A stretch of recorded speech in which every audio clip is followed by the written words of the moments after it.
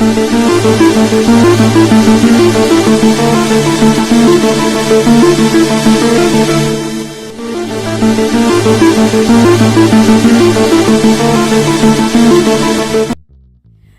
Methi chicken ഉണ്ടാക്കാൻ തുടങ്ങാം. അപ്പോൾ ഇതിനാവശ്യമായത് ചിക്കൻ ലെഗ് പീസാണ്. അപ്പോൾ ഇതുപോലെ വലിയ പീസുകളായിട്ട് കട്ട് ചെയ്തിട്ട് വരഞ്ഞ് വെക്കുക.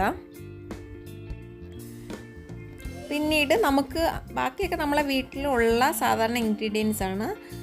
മുളക് പൊടി, കസൂരി മേത്തി, മല്ലിപ്പൊടി, തൈര്, മഞ്ഞൾപ്പൊടി, കുരുമുളക് പൊടി, garlic ginger paste, chicken masala, vinegar, എന്താണ് കറിവേപ്പില, ഓയിൽ,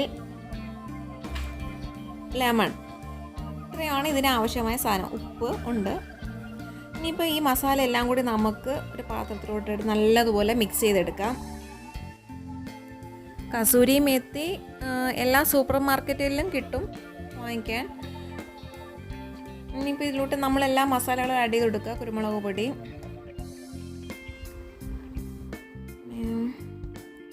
ഗാർലിക് ജിഞ്ചർ പേസ്റ്റ്, ഇതെല്ലാം ആഡ് ചെയ്ത് നല്ലതുപോലെ മിക്സ് ചെയ്യുക. കൈ കൊണ്ട് മിക്സ് ചെയ്താൽ മതി. അപ്പം നല്ല ഉപ്പും തൈരും എല്ലാം കൂടിയായിട്ട് നല്ല മിക്സായി വരും.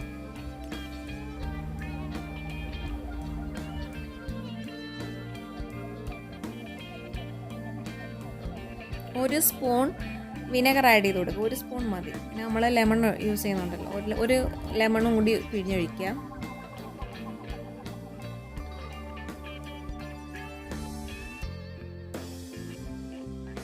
കസൂരി മേത്തി ഇട്ട് കൊടുക്കുക.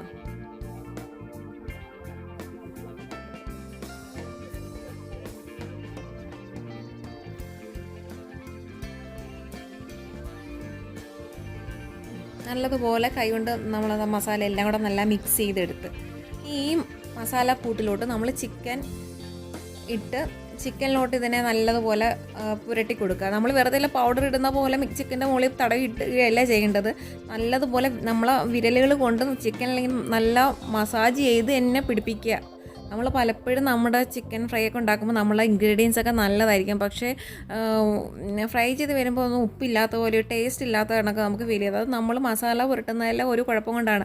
നല്ലതുപോലെ കൈ കൊണ്ട് വിരലുകൾ കൊണ്ട് നല്ല എന്താ പറയുക ഞെക്കി അമർത്തി ഇതിലോട്ട് നമ്മൾ വരഞ്ഞ് വെച്ചിരിക്കുന്ന ഭാഗങ്ങളിലോട്ടൊക്കെ നല്ലതുപോലെ മസാല കയറ്റി വിടുക. ഇതുപോലെ നല്ലതുപോലെ മസാലയൊക്കെ പിടിപ്പിച്ചിട്ട് ഒരു 20 മിനിറ്റ്സ് ഇത് വെച്ചിരിക്കുക. ഈ ഉപ്പും എരിവിൻ്റെ മസാല നല്ല ഇതെല്ലാം ഈ ചിക്കനിലോട്ട് പിടിക്കാൻ വേണ്ടിയിട്ട് 20 മിനിറ്റ്സ് നമ്മൾ വെയിറ്റ് ചെയ്യണം.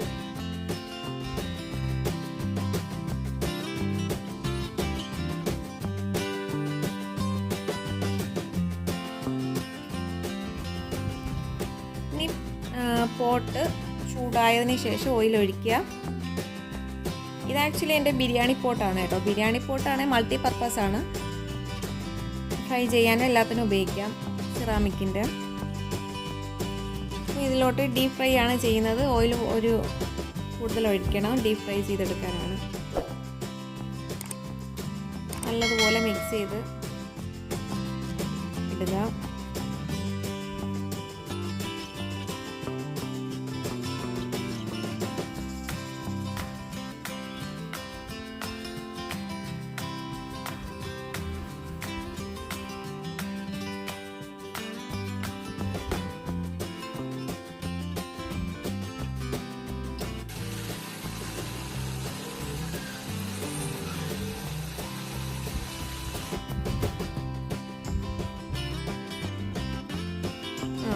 കുറച്ച് ബ്രൗൺ നിറായി വന്നിട്ടുണ്ട്.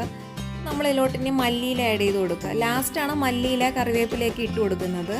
അപ്പോൾ അപ്പോഴാണ് അതിൻ്റെ ഒരു മണം നല്ല വരുന്നത്. നമ്മൾ ഈ ഹോട്ടലിലെ ഫുഡൊക്കെ നമ്മൾ ഹോട്ടലിൻ്റെ അടുത്തോട്ടൊക്കെ പോകുമ്പോൾ നല്ല മണം വരുന്ന കണ്ടിട്ടില്ലേ? അപ്പോൾ അതൊക്കെ അവരുടെ ഒരു ടിപ്സാണ്, ഒരു ട്രിക്കാണ്. ഇത് ലാസ്റ്റ് ഫ്രൈ ചെയ്യുന്ന സമയത്ത് ആ എണ്ണയൊക്കെ ചൂടായി വരുന്ന സമയത്ത് കറിവേപ്പിലയും വെളുത്തുള്ളി ചതച്ചതും ഒക്കെ ഇടുമ്പോഴത്തേക്കാണ് ഈ മണം നല്ല വരുന്നത്.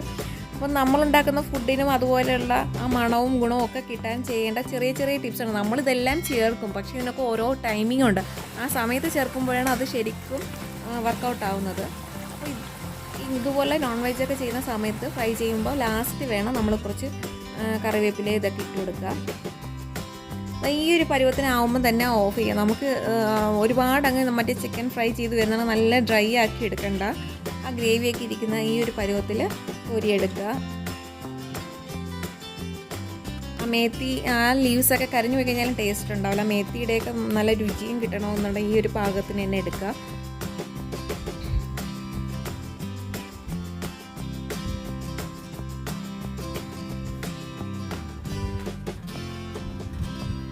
ഇനി ബാക്കിയുള്ള ചിക്കനും കൂടി ഇട്ട് ഫ്രൈ ചെയ്യാൻ വെക്കുക.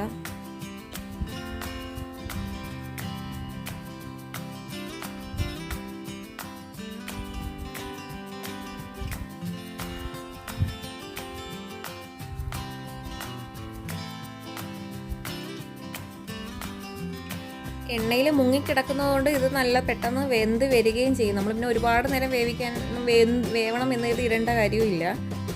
അപ്പം നമ്മളുടെ മേത്തി ചിക്കൻ റെഡിയായി വന്നിട്ടുണ്ട്. നമുക്കിത് തന്നെ സെർവ് ചെയ്യാം. നല്ല തക്കാളിയും ഒനിയനും ഒക്കെ വെച്ച് നല്ല മേത്തി ചിക്കൻ റെഡി ആയിട്ടുണ്ട്. എല്ലാവരും കഴിച്ചോളി. Okay, bye, take care.